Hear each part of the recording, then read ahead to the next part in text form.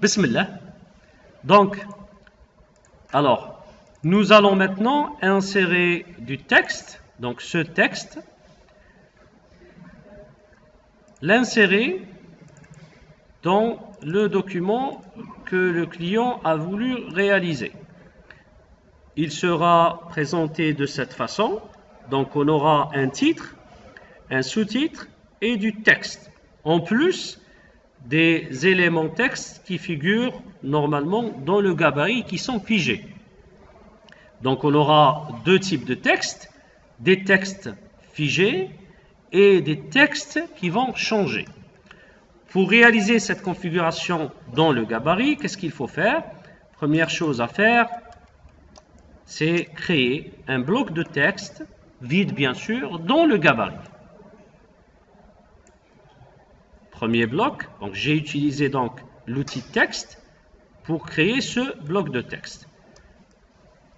Je suis bien sûr dans le gabarit. Je ne crée pas ce bloc de texte dans les pages, mais plutôt dans le gabarit. On va dupliquer Alt et Shift et je glisse le deuxième bloc.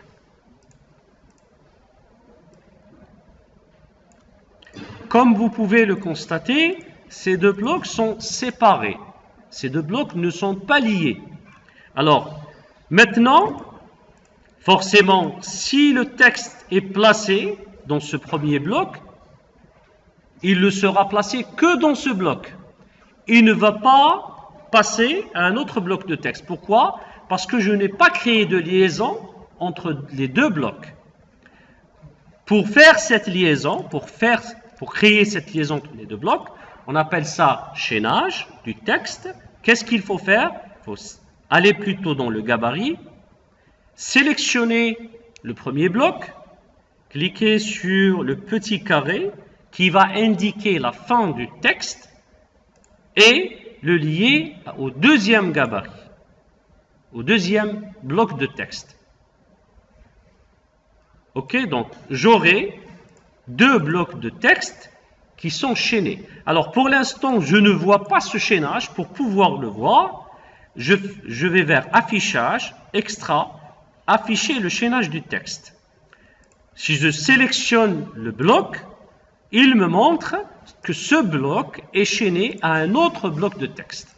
Donc qu'est-ce qu'on a fait? Nous avons créé donc deux blocs de texte qui sont chaînés dans le gabarit. Alors, si je reviens maintenant aux pages, vous remarquez que ce bloc se présente avec ses pointillés. Ils indiquent que nous avons un bloc de texte dans le gabarit. Alors, si vous devez insérer du texte, il faut prendre en considération ces pointillés, donc qui vont indiquer les limites du bloc de texte. Alors maintenant, qu'est-ce qu'il faut faire? Il faut ramener ce texte. Il faut importer ce texte. Donc, fichier, importer. Je vais maintenant sélectionner mon texte et je vais l'insérer. Alors, vous remarquez que le curseur a changé. Il m'indique qu'il y a du texte. Il y a du texte à charger, ou déjà chargé plutôt, et il faut le placer quelque part. Alors, ne placez pas le texte n'importe où. Donc, il faut aller vers la partie supérieure. Donc, il faut voir le changement du curseur. Regardez. Donc, le changement du curseur indique qu'il y a du bloc de texte. Donc, je vais vers la partie supérieure du bloc. Il y a un changement du curseur qui va indiquer que vous pouvez placer ce bloc de texte. Bien sûr, au lieu de cliquer directement, il est préférable de cliquer sur Shift, la touche de clavier Shift. Comme ça, InDesign va comprendre qu'il y a du texte qui va passer d'une page à une autre suivant des blocs chaînés. Alors, maintenant, si je clique sur Shift et je clique, InDesign va placer le texte, vous pouvez le voir, dans les pages, il va placer le texte partout. Alors, pour pouvoir voir ce texte, je dois cliquer sur le bloc, dans la première page, cliquer sur le bloc, CTRL A, sélectionner tout le texte et changer sa couleur vers le blanc. Comme ça, vous allez voir qu'il y a du texte dans toutes les pages. Bien sûr, il y a des pages de pages qui restent vides. Pourquoi elles sont vides? Tout simplement parce que le texte n'est pas encore formaté pour passer dans ces pages. Donc, qu'est-ce qu'on a fait? Nous avons créé des blocs dans le gabarit et on a chaîné ces blocs et ensuite nous avons importé le texte. Vous allez me dire, on a gagné quoi?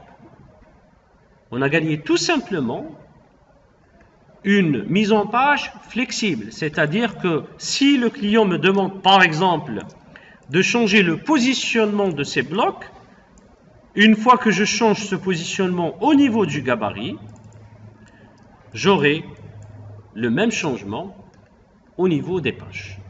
Merci.